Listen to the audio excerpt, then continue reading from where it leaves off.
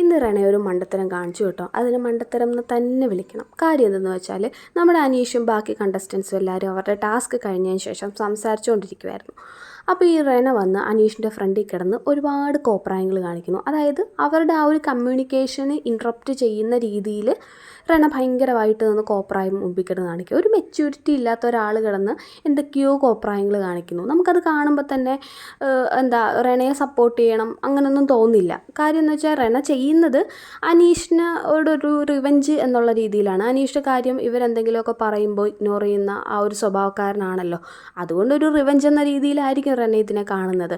പക്ഷേ അത് ഭയങ്കര മോശമായിട്ടുള്ള കാര്യമാണ്. റെനയെ തന്നെ ബാധിക്കുന്ന കാര്യമാണ്. ഏതെങ്കിലും ഒരു ഘട്ടത്തിൽ ലാലേട്ടനോ ബിഗ് ബോസോ ഇത് നോട്ടീസ് ചെയ്ത് പറയേണ്ടി വന്നാൽ അത് റെനക്ക് തന്നെയാണ് നെഗറ്റീവ് ആവുന്നത്. അത് റെന ചിന്തിക്കുന്നില്ല. റെന ചിന്തിക്കുന്നത് നമ്മൾക്ക് പുള്ളിക്കാരൻ കാണിക്കുന്നതിന് തിരിച്ചെന്തെങ്കിലും കൊടുക്കണമല്ലോ എന്നുള്ള രീതിയിൽ ഒട്ടും മെച്യൂരിറ്റി ഇല്ലാത്ത ഒരാൾ കാണിക്കുന്ന പോലെ നിന്ന് കുറേ കോപ്രായങ്ങൾ കാണിക്കുന്നു. പക്ഷേ അനീഷ് അത് മൈൻഡേ ചെയ്യുന്നില്ല കേട്ടോ.